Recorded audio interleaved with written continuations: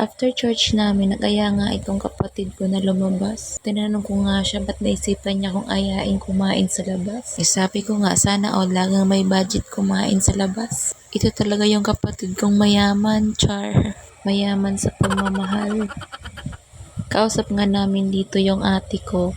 Abay nagkukwentuhan sila about sa orchids. Ito talaga si ate, mahilig naman talaga sa orchids. Ang bahay niya nga sa isla, napapalibutan ng orchids. Habang ang kausap namin dyan, abay tuwang-tuwa. Sabi niya sa amin, papapuntahin niya daw agad dito si Papa para makuha niya daw agad yung orchids. Abay kinukwentuhan kasi nito ng aking sister-in-law about sa orchids. Ito pa naman si ate, pag orchids nga naman ang pinag-uusapan, abay active na active yan. Kasi sobrang hilig niya talaga sa halaman. Eto nga't nag-iikot-ikot kami dito at naghahanap ng makakainan. Naghahanap nga itong kapatid ko ng Eat All You Can Buffet. Habang nga kami nag-iikot-ikot dyan, andyan kausap pa rin namin si Ate B. Panay pa rin ang kwento sa amin. Tuwang-tuwa nga siya at pati ako'y nakita niyang kasama ni Gab. Sabi niya pa nga dyan, magpapamasahe daw yung dalawa niyang anak kay uncle niya. Magaling naman talaga ito si Uncle Sanjo mag-massage. Kaya pati pamangkin niya, nawiwili na rin magpamassage. Habang nga kami ay nag-iikot-ikot dito, abay yung mga anak ko ay antok na pala yung mga bata. At ito na nga, nakakita na kami ng makakainan. Nauna na nga yung mga bata magsitakbo pa loob. Buti na nga lang itong napunta namin, kakaunti na lang yung tao. Kaya yung mga bata medyo nakabuelo sa pagkagalaw-galaw dyan. Naghahanap nga kami dito ng tamang mapapwestuhan. Naghanap nga kami ng malapit sa may electric fan. Kasi sobrang init talaga ng panahon. Ito nga si Kuya Jeriel nakakuha ng mapapwestuhan niya. Ito naman si Bonso ay panay ang takbo. Pati si Kuya Tita na din. Buti na lang talaga at kakaunti yung mga tao dito.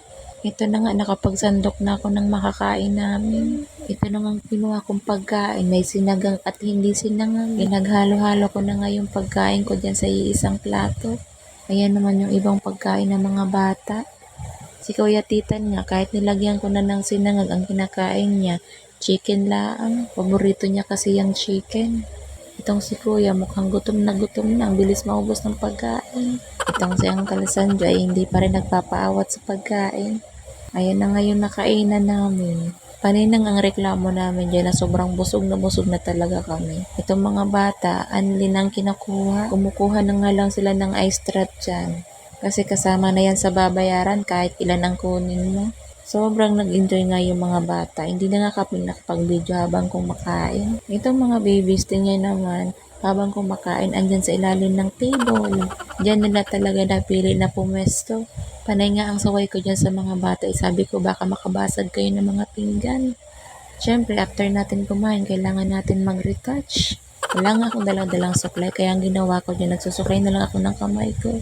Pagkaalis ko nga kasi sa bahay, hindi naman ako nagsuklay kasi wala akong makuhang suklay. Pati naman kasi suklay sa bahay ay pinaglalaroan ng mga bata.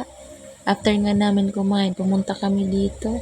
Sa labas ito ng pinagkainan namin. Nang pumuesto dito si Gab kasi sobra daw siyang naantok. Sa dami ba naman ng kinain namin ay makakaramdam ka talaga ng antok. Ito nga si Jaded after kumain ng ice trap, ayan yung damit naging makulay na. Ang presko nga naman dito tumambay after kumain ng napakarami.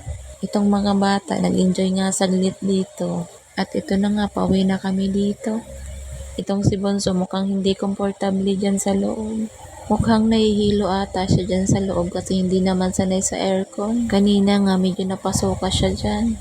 Ito ang damit ni Jaden, biglang nagkaroon ng art. Antok na antok nga yung mga bata dito.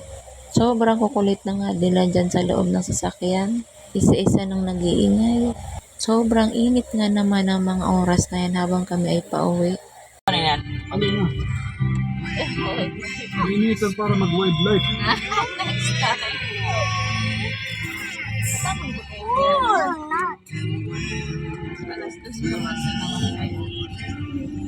Ate Paul, kabal ka na ba yan? Balitan. Ay, abs. Geograss. Magkasabi Lady Mama. Ay supa boss. Magkasabi si Mama. Si Mama? Okay?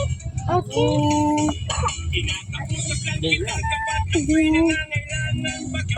You baby. No, I'm not a baby titan. I'm more. I'm a English na lang. baby Titan. titan. English na duwa. I'm a baby titan. Wow. I'm a baby Jaden. Ako man si titan. How about you? Titan ako, baby titan. Oh, baby Titan. Sabi mo, Kuya Titan ka na. Kuya, titan ka. Okay. Okay. Nung makauwi na nga kami sa bahay, itong mga itsura ng mga bata, nakatulog na si Buboy. At ito nga pala, may bisita akong napaka-cute na baby yan. Ang bisita namin ay si Baby Bless. Mukhang nag-i-enjoy nga si Baby Bless dito kasi marami siyang nakikitang kalaro. Ito nga sinusubuan si Butchoy.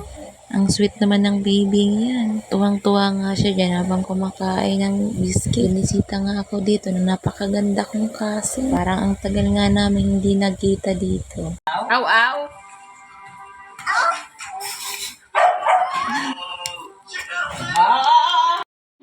Ang cute ba?